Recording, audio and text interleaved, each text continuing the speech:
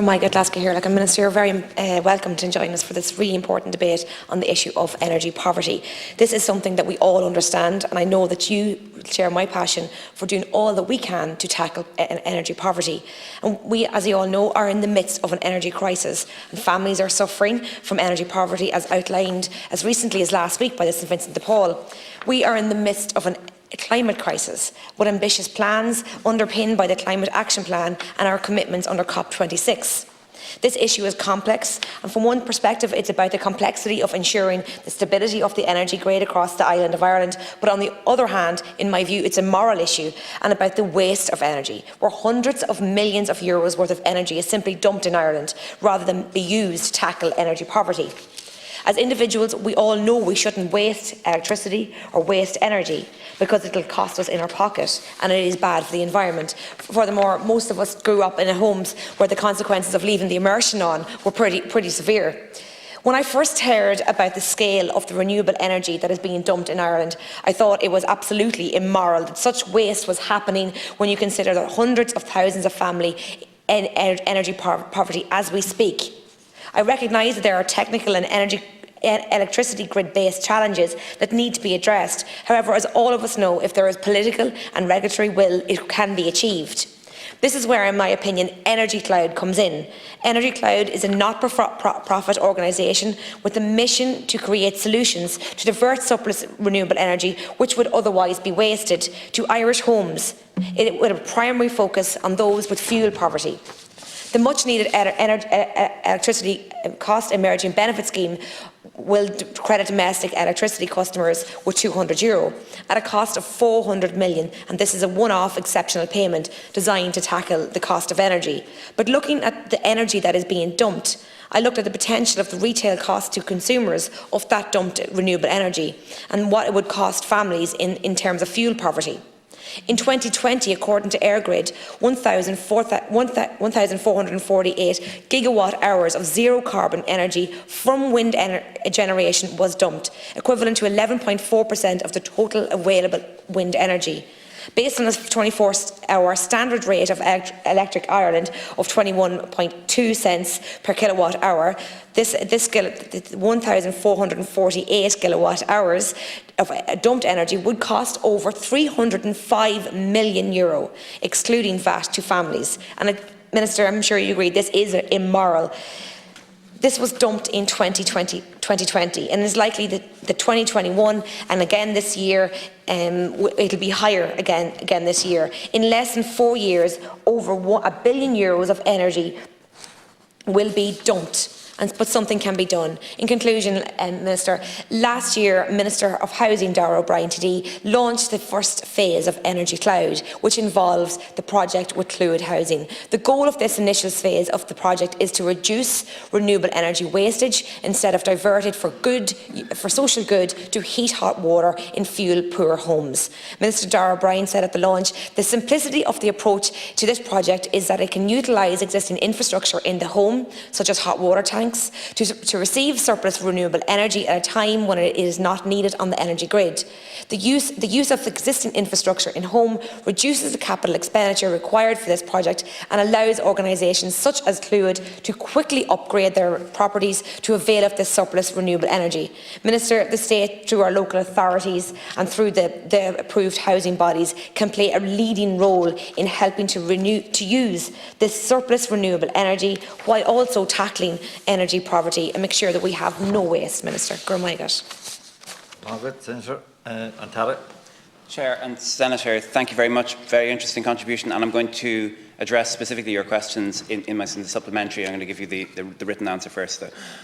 So, given the unprecedented rise in electricity and gas prices, reducing the burden of fuel poverty is a matter of serious concern to the Government. A suite of measures is being developed and deployed by Government to help reduce the impact of fuel poverty for both the short and the long term.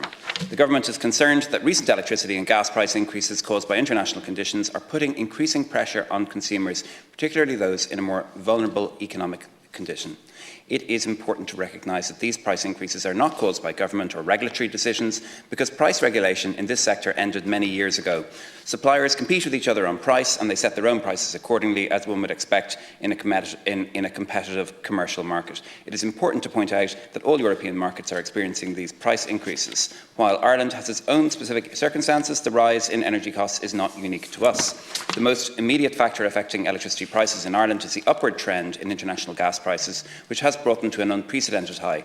In Europe, wholesale natural gas prices have been on an upward curve since the second half of 2020 for a variety of international reasons. Current indications are that these higher prices will continue at a significantly higher level than in early 2020 for the foreseeable future, and this feeds directly through to retail electricity prices, because the wholesale price of electricity correlates strongly with the international price of gas, because gas is a primary fossil fuel used to generate electricity. So, as well as the package of measures that the government recently introduced to combat the increases in the cost of living, I'm convinced that the rollout of renewable energy will in the long term reduce Ireland's susceptibility to spikes in international fuel prices. Government is committed to ensuring that by 2030, up to 80% of our electricity will come from renewable sources. This renewable energy will help protect us from fluctuations in gas prices caused by global supply and trade issues, and in that way will increase our energy security. The first renewable electricity support scheme auction for onshore wind and solar projects was held in 2020, with 63 projects currently progressing.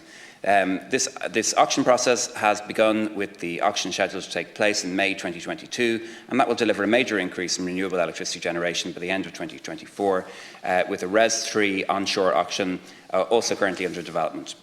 The Department of Environment, Climate and Communications is also finalising the terms and conditions on the first of 3 planned auctions in this decade for the offshore renewable energy to deliver 5 gigawatts of offshore wind by 2030. The government is tackling the impact on households of increasing energy costs through the tax and social welfare system. This was set out in the budget in 2022. The fuel allowance is one of a range of income supports paid by the Department of Social Protection, which also includes general social welfare schemes and the living alone payment increases to support those living alone and at a higher risk of poverty, along with the household benefits package. Targeted supports are also provided under the Supplementary Welfare Allowance Scheme to assist people in certain circumstances who have special heating needs. So, for example, those in the case of ill health. Over the long term, the government's energy efficiency and renewable energy measures are key. Government policy is driving investment in energy efficiency, investment in renewables, enhancing electricity interconnection and deepening the internal energy market. I will take energy efficiency as an example. Energy efficiency measures are not just essential to reduce emissions from our housing sector, they're also central to addressing the root causes of energy poverty and to improving health and social inclusion outcomes, while at the same time contributing to decarbonisation. Separately, grants for cavity wall and attic insulation will more than triple as part of the government's response to the current exceptionally high energy prices. So, for example, in the case of a semi-detached home, the attic insulation grant is going to increase from €400 to €1,300, and the cavity wall insulation grant will increase from €400 to €1,200. These are highly cost-effective upgrades. They're measures that can be deployed rapidly and at scale this year, and it is expected that these works will pay back in between 1 and 2 years in most houses. The new grant rates will cover approximately 80% of the typical cost of these measures, and they will be available to all home owners. Now, using surplus renewable energy on the grid is another measure that could also potentially help alleviate fuel poverty and help our carbon emissions. One innovative technological solution that is currently being trialled is a solution between Energy Cloud and Fluid, our largest approved housing body. The current project will initially see 50 families benefit. However, it is clear from Fluid and Energy Cloud that they have an ambitious target to support families in each of the more than 8,300 Fluid properties throughout Ireland. This technology uses existing infrastructure in the home, such as a hot water fuel tank, to receive surplus renewable energy at times when it is not needed on the energy grid. I welcome this trial, and I hope to see it become widespread over the coming years as just one in our suite of measures to help alleviate fuel poverty. Thank you. Oh my God, Minister. And as you quite rightly outlined, there is an incredible amount of work done by the government so far, and we welcome that. But as I mentioned, there is 305 million worth of retail value that is being dumped annually. But the redeployment of this renewable energy to heat hot water homes could also displace significant volumes of CO2 and avoided millions of carbon penalties to Ireland. Crucially, this can be done now, and that technology is in place. We just need the Commission of Regulation of Utilities to work together with the state to make it happen. And as Minister O'Brien stated, we already have those domestic hot water tanks in our homes. Ergo had announced that the All-Ireland wind power record was set earlier this month, and as someone who was out running cross-country at the weekend, I can attest that it was quite breezy and those wind speeds were quite strong.